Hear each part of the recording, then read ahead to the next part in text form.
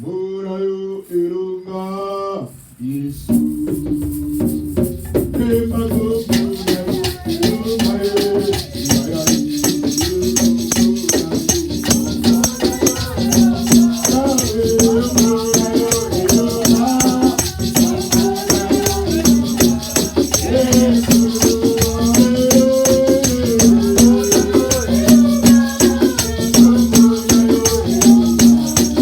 Oh,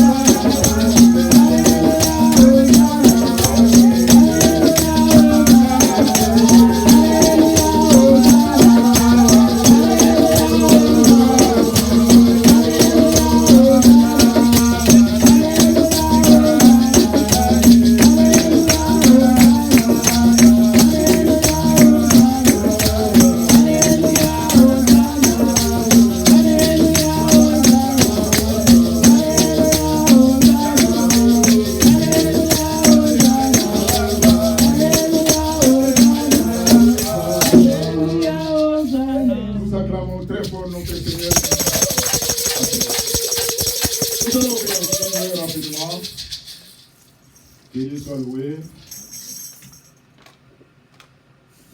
Dans Romains chapitre 12, du verset 1 à 2. Au de notre temps, nous allons essayer de voir ce qu'on peut faire par la grâce du Seigneur.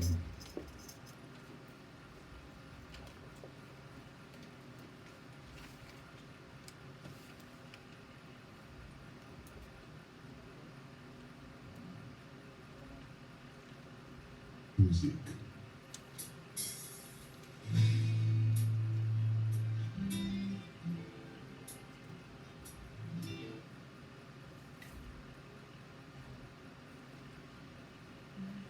Romains chapitre 12.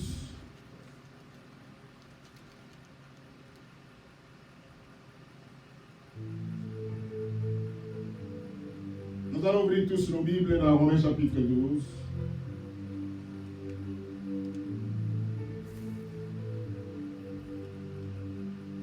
Du verset 1 jusqu'au verset 2.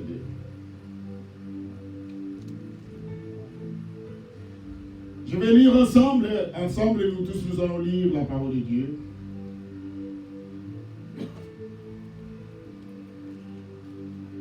Je vous exhorte donc, frères, par les compassions de Dieu, à offrir vos corps comme un sacrifice vivant, saint, agréable à Dieu.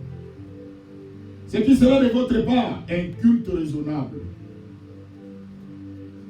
Ne vous conformez pas au siècle présent, mais soyez transformés par le renouvellement de l'intelligence, afin que vous discerniez quelle est la volonté de Dieu, ce qui est bon, agréable et parfait.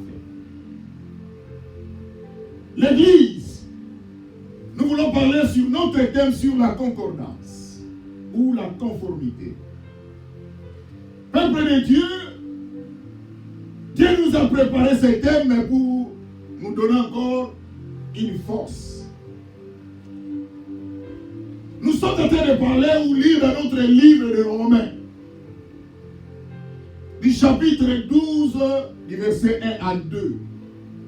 Je tiens d'abord à vous informer, les livres de Romains, ça ce sont des paroles de Paul. Mais ce n'est pas Paul qui a écrit ça. Ce n'est pas Paul qui a écrit, c'est Tertus qui a écrit les livres de Romains. Si vous pouvez lire dans Romains chapitre 16, verset 22, vous allez voir celui qui a écrit les livres de Romains. Ce n'est pas Paul, mais c'est lui qui a né l'auteur. Et ce livre a été écrit vers le 6e siècle, 57 après Jésus. Et c'est là qu'on va écrire ces livres de Romains. Ici, ce sont des paroles de Paul, l'apôtre Paul. Paul, celui qu'on appelait Saoul. Je ne parle pas, c'est celui qu'on appelait Saul plutôt. Qui veut dire petit. Et curieusement aussi, quand il va prendre le nom de Paul, ça signifie encore petit. Et ce qui est curieux, même Jésus, un jour, il parlait avec les enfants, il dit, laissez venir à moi les petits. Et Jésus va expliquer que le royaume des cieux est comme les petits enfants. Ceux qui croient sans d'abord voir. Le livre de Romains que nous venons de lire, la Bible nous dit, je vous exhorte donc frères. Ça c'est l'apôtre Paul qui parle. Il dit, je vous exhorte. Donc frères. Et vous savez, quand on parle de frères, il y a aussi les sœurs. Il parle de la compassion de Dieu. Il parle de la miséricorde de Dieu. C'est-à-dire l'apôtre Paul est en train de nous exhorter. Il dit, je vous exhorte frères, par la compassion de Dieu, à offrir vos corps. Il ne parle pas à offrir vos êtres. Parce que le corps, ça peut être une partie. Mais l'être, c'est ce qui compose. L'être, c'est l'entièreté de l'homme. La main, c'est un corps. L'être, c'est un corps. Mais l'être, c'est ce qui caractérise l'humanité de l'homme. Il dit, je vous exhorte donc, frères, par la compassion de Dieu, à offrir vos corps comme un sacrifice vivant. Un sacrifice. L'Église, ce que nous venons de lire, la Bible nous démontre que l'apôtre Paul est en train de nous exhorter, ma soeur, de prendre votre corps, votre vie, de donner comme un sacrifice.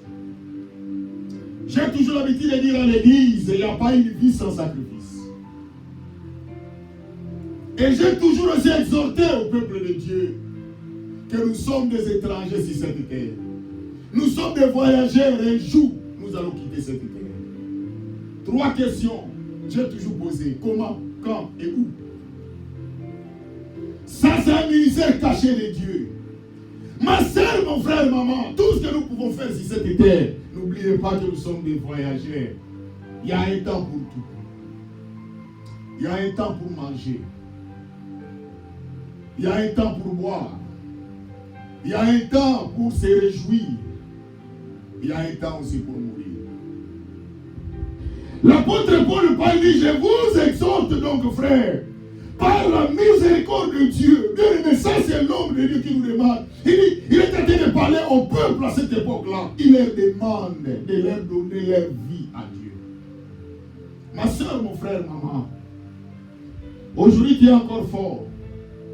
Aujourd'hui tu as encore des capacités. Toutes les facultés de votre vie sont en train de fonctionner. C'est le moment où il faut profiter. C'est le moment où il faut mettre les choses sur la table. C'est le moment où il faut mettre les points sur les i de votre vie. La vie n'a pas de brillant. Il y a offrir vos corps comme un sacrifice. Bien aimé, j'ai toujours la tête de vous dire que, bien aimé, un sacrifice, c'est un prix à payer. Même les gens que vous voyez, la vie que nous vivons sur cette terre, c'est un sacrifice. Il dit, je vous exhorte donc, frères, par la compassion de Dieu, et dans d'autres versions, dit, à cause de cette immense bonté de Dieu, à lui offrir votre corps. Dieu nous demande votre vie. Rappelez-vous, un jour, je vous ai prêché, dans Matthieu chapitre 25, la Bible nous dit, Jésus avait 2 personnes, c'est-à-dire 2 groupes de personnes. D'autres étaient à gauche, l'un à gauche, l'autre à droite. Jésus dit, il parle à ceux qui étaient à gauche. Dans Matthieu chapitre 25, vous allez lire ça. Il dit à ceux qui étaient à gauche, il dit, retirez-vous de moi, maudit. Il ajoute, il dit, allez arrêter dans le feu éternel qui a été préparé pour les diables et ses acolytes. Ma soeur, l'affaire n'était pas préparée pour toi. Mais si tu te retrouves un jour dans l'affaire, Dieu est innocent. Que personne ne dise, Seigneur, si je me retrouve dans cette situation, c'est toi qui es responsable. Non. Dieu nous a donné des capacités, des facultés de juger, de trancher. Tu es capable de mettre les points sur les i, de faire la part des choses. Il dit, je vous exhorte Dieu, et par la compassion de Dieu, à lui offrir votre vie. Ma soeur, notre vie, c'est pour Dieu. C'est Dieu qui t'a donné cette vie. C'est lui qui a décidé que tu sois une femme ou un homme. C'est Dieu qui avait décidé que tu sois ce que tu es. C'est la décision souveraine de Dieu. Rappelez-vous un jour quand Dieu est en train de parler dans Genèse. La Bible dit, quand Dieu a créé l'homme, et Dieu a donné à l'homme la responsabilité de nommer, de donner le nom à tous les animaux de bétail qui étaient dans les champs. La Bible dit, l'Éternel ne trouva pas une aide semblable à l'homme. Et c'est là que Dieu va créer une femme. Et Dieu va la placer à côté de l'homme. Et c'est pour cela que toujours nous avons toujours l'habitude de dire, la création de la femme, ce n'est pas une décision de l'homme, mais c'est une décision souveraine de Dieu. Ce que nous sommes, ce n'est que la décision souveraine de Dieu dans notre vie. Il ajoute, il dit, je vous exhorte, ma sœur, maman, Dieu est en train de t'exhorter pendant que tu es encore en vie.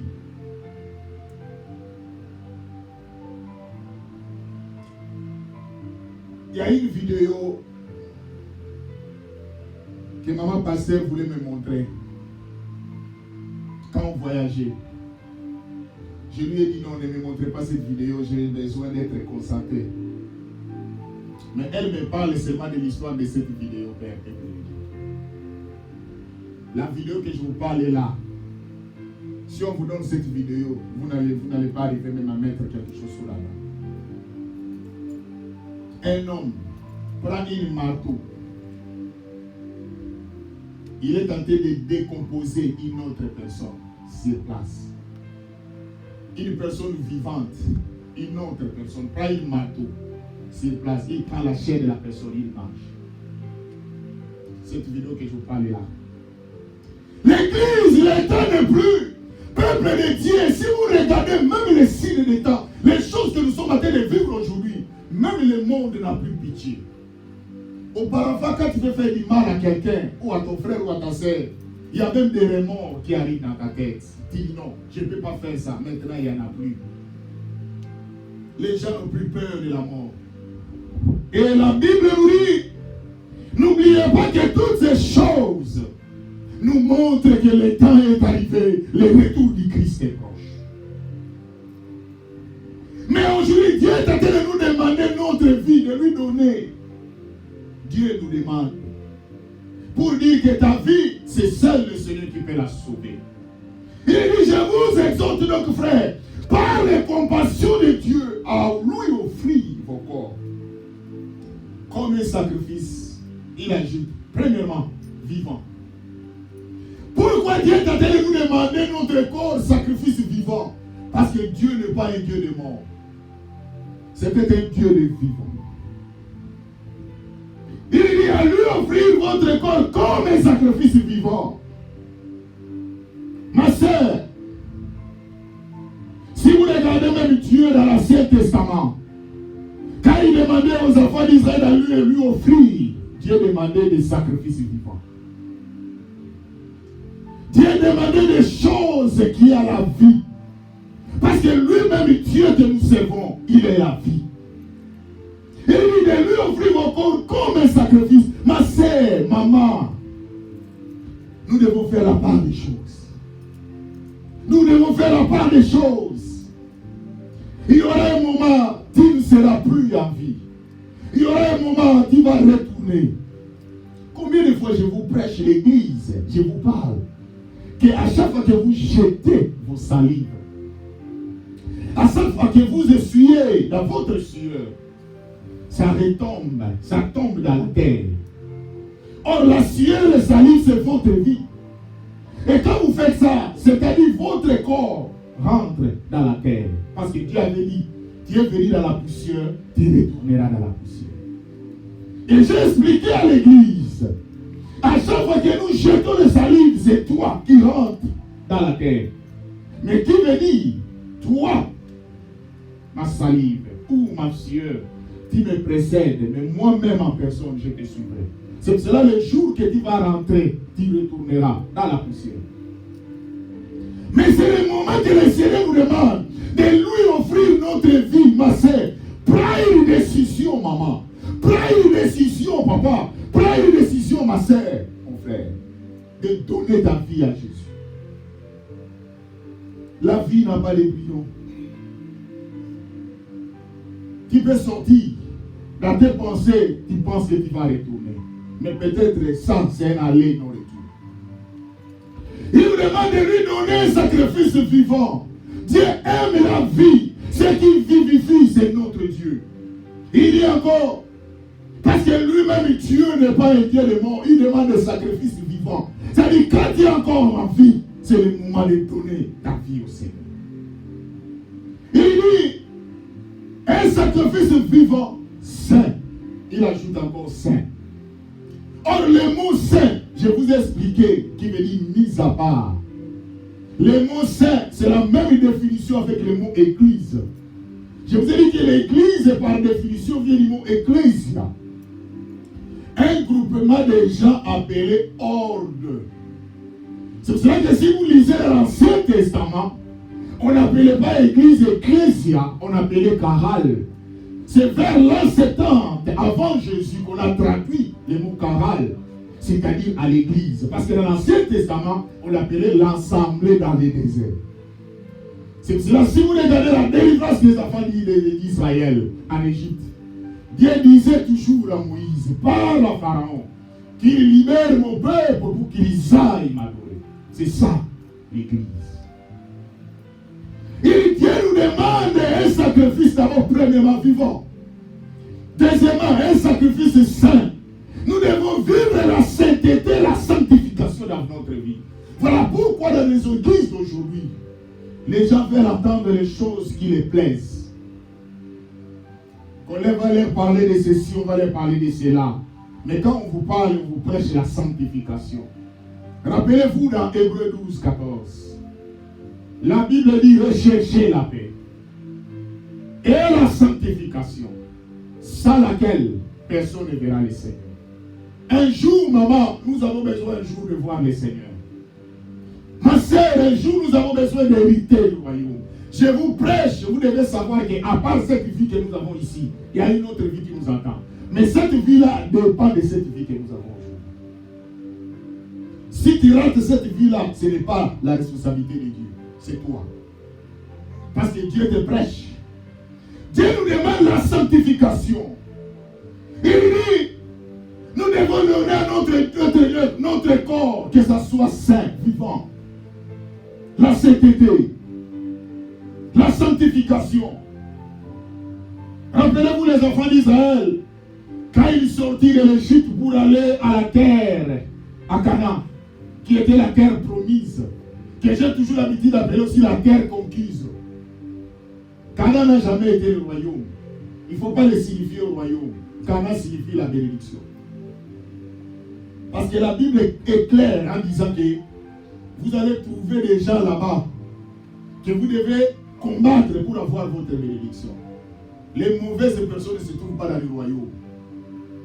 Et c'est pour cela que la bénédiction, jamais les gens te donneront la chance d'attraper ta bénédiction facilement. Il faut un prix à payer. Il y a un combat.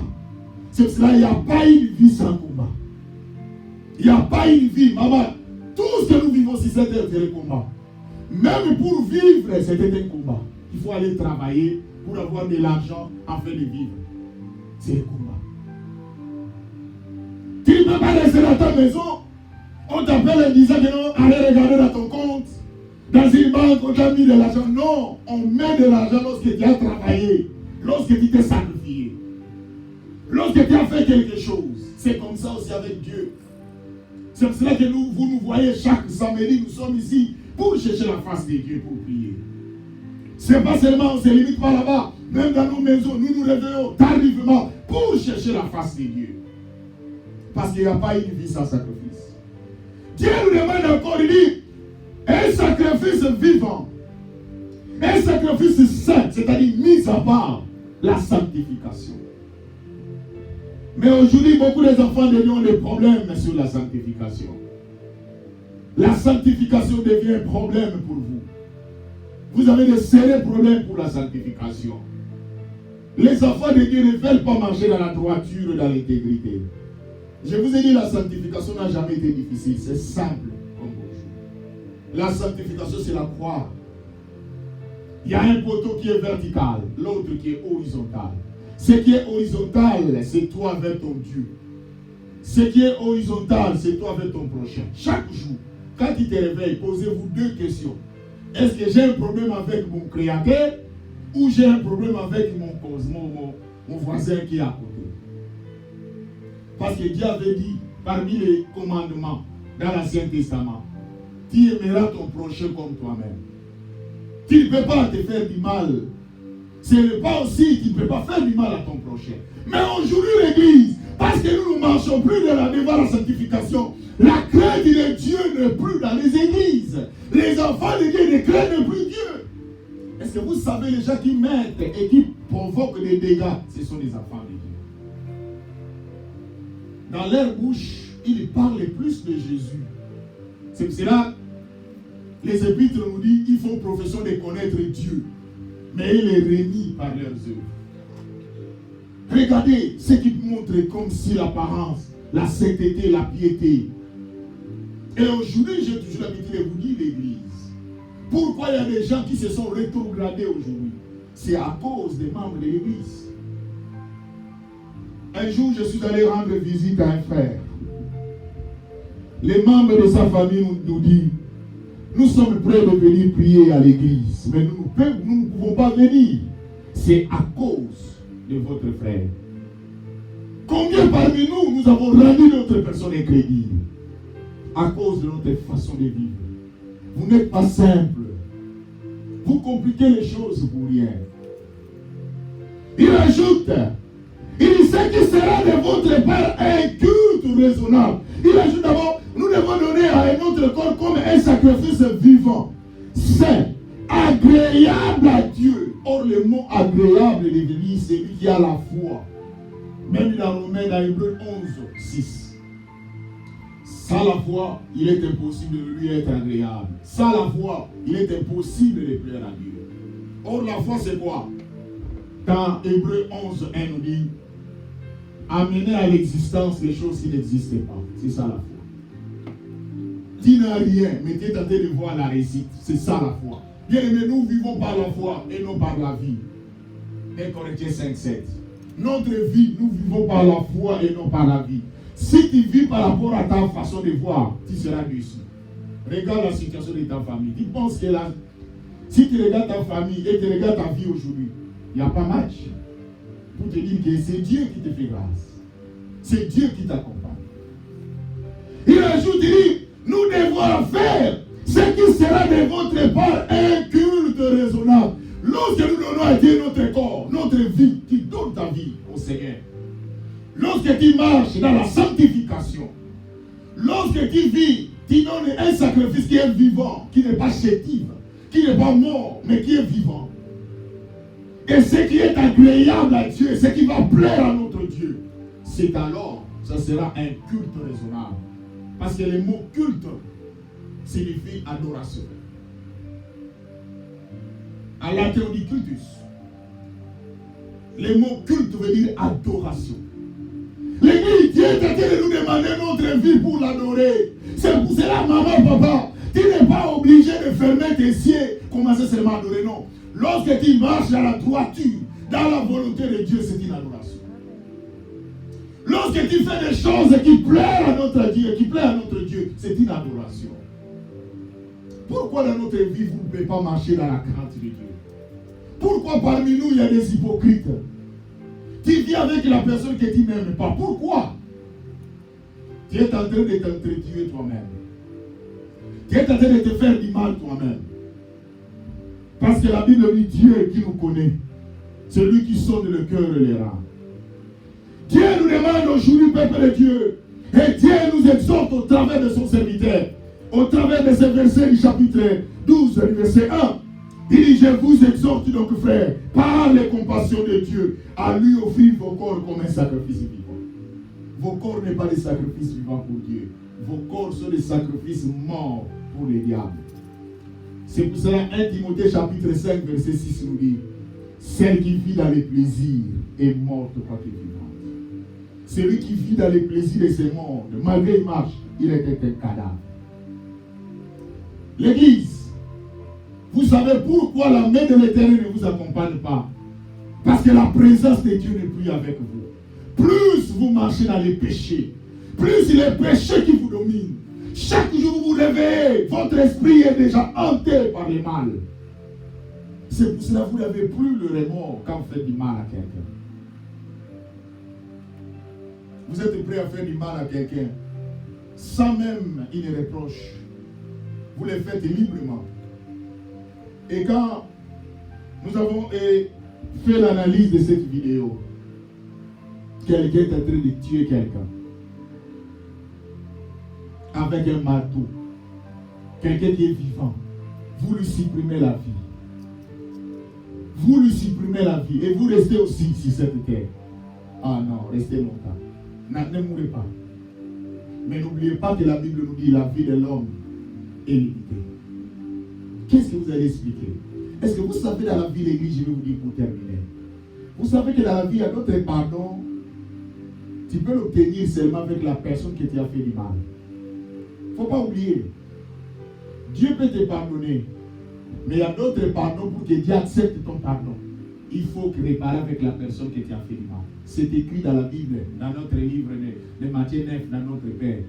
Il dit pardonne-nous comme nous pardonnons nos offenses à ceux qui nous ont offensés. C'est ce qui est clair. Maintenant, je pose la question. Tu viens de rendre la vie à quelqu'un, tu viens de faire mourir quelqu'un. Il est mort, on l'a enterré. Tu es libre. Même si tu pries, ta conscience ne sera pas tranquille. Parce qu'il y a quelqu'un qui est sous la terre à cause de toi. Or, il faut aller lui demander pardon. Lui ne parle plus. C'est toi qui l'as supprimé la vie. L'église, réveillez-vous. Maman, réveillez-vous. Dieu nous demande de lui donner notre vie. Aujourd'hui, Nous n'avons plus le temps pour les Seigneurs, mais nous n'avons plus de temps pour des choses inutiles. Nous allons regretter un jour. L'Éphésiens nous dit racheter les temps car les jours sont mauvais. Chaque jour que nous nous réveillons, nous sommes en train de perdre le temps. Prenez votre calendrier, mettez les choses au point. Un jour, tu vas te retrouver que tu as perdu ton temps pour les futilités. Vous prenez plaisir de rester avec les gens qui ne vous apportent rien. Vous restez tout votre temps avec des gens qui vous amènent des problèmes. L'Église, Jésus vous demande aujourd'hui de lui offrir votre corps comme un sacrifice. Donnez votre vie à Jésus. Jésus vous demande. Ta vie ne t'appartient pas à toi seul. Le Seigneur te demande ça pour te sauver. Après cette vie, il y a une autre vie qui nous attend. Mais cette vie-là est conditionnée. Si tu ne te prépares pas d'ici, ma soeur, c'est trop tard. Un jour, nous sommes allés prêcher. On nous a appelés pour aller prier pour quelqu'un. Quand on venait dans la famille de ces papas-là, ils nous rejetaient. Ils ne voulaient pas de nous. Et à cette époque-là, ce papa-là était normal, en bonne santé. Il ne voulait pas même qu'on lui parle de Jésus.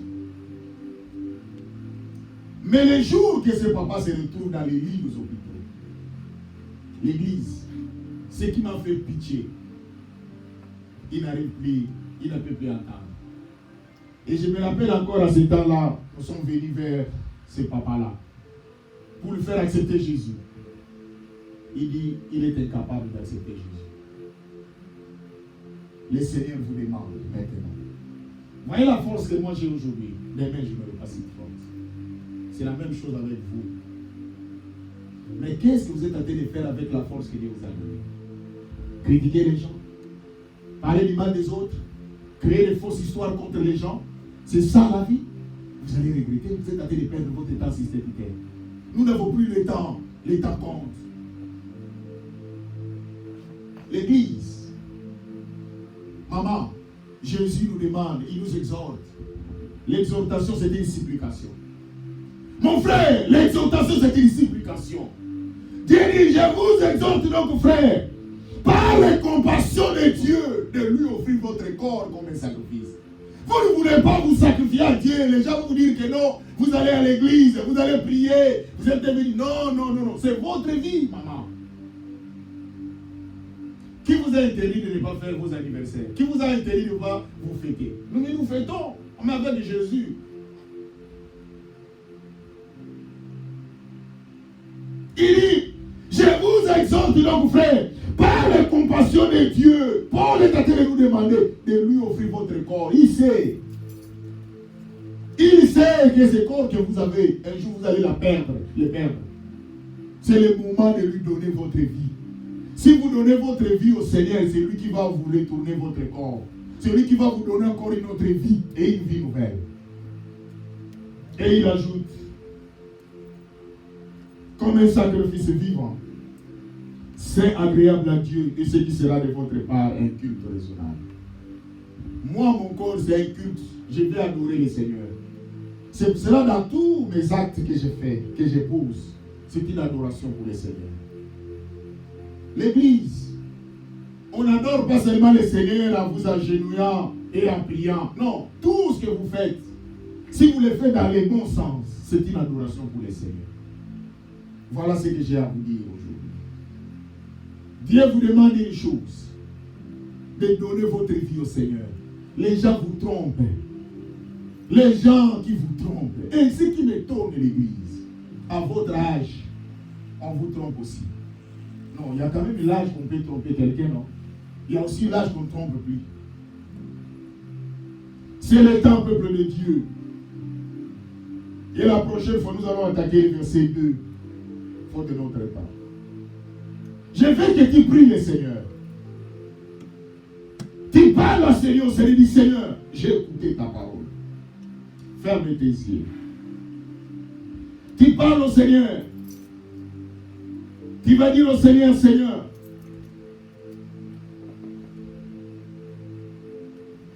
j'ai besoin de te donner ma vie. Que le Seigneur te fasse grâce. Maman, demande au Seigneur, dis Seigneur, je vais te donner ma vie. Je vais te donner ma vie, Seigneur. Que Dieu t'accompagne.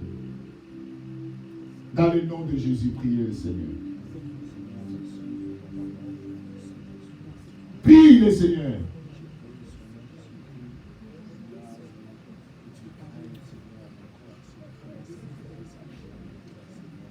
Parle-lui. Que Dieu t'accompagne. Parle au Seigneur, que Dieu t'accompagne, maman. Ma sœur, parle au Seigneur. Dis Seigneur, j'étais dans des distractions. Mais aujourd'hui, l'apôtre Paul nous exhorte de lui donner notre vie. Donne ta vie au Seigneur. Ma sœur, donne ta vie au Seigneur. L'État n'a plus, il a plus de lui. Rachetez l'État quand les jours sont mauvais.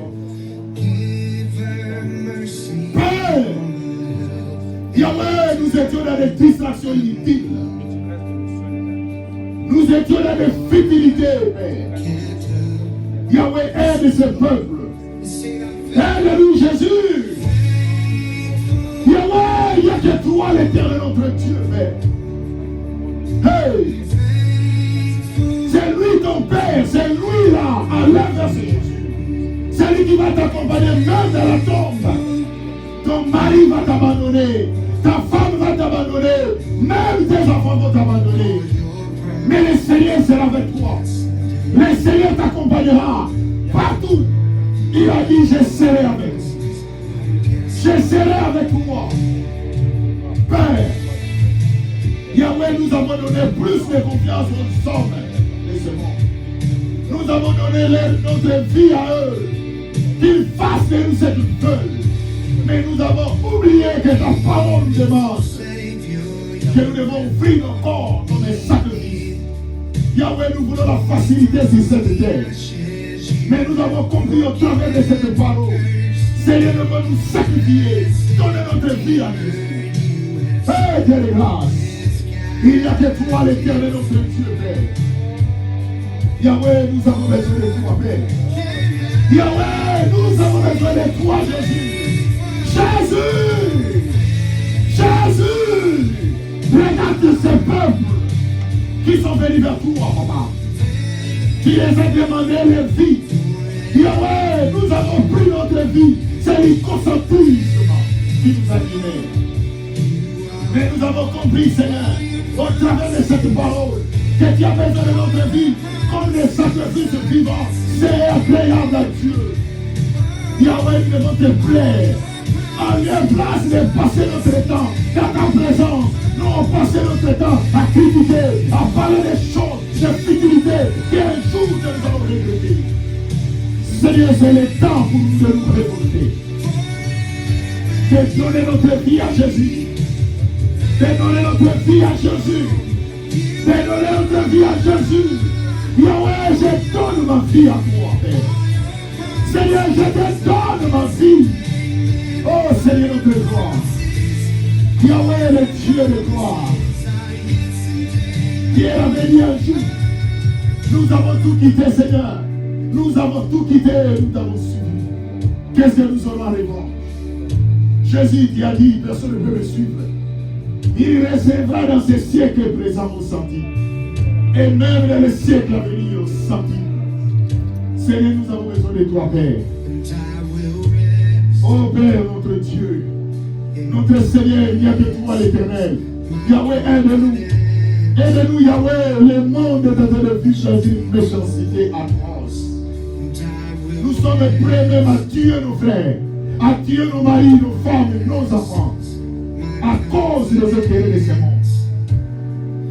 Mais nous avons oublié que le Seigneur nous demande notre vie. Yahweh, j'ai compris qu'il faut que je te donne ma vie. Je te donne ma vie, Seigneur, comme tu m'as donné aussi ta vie sur la croix.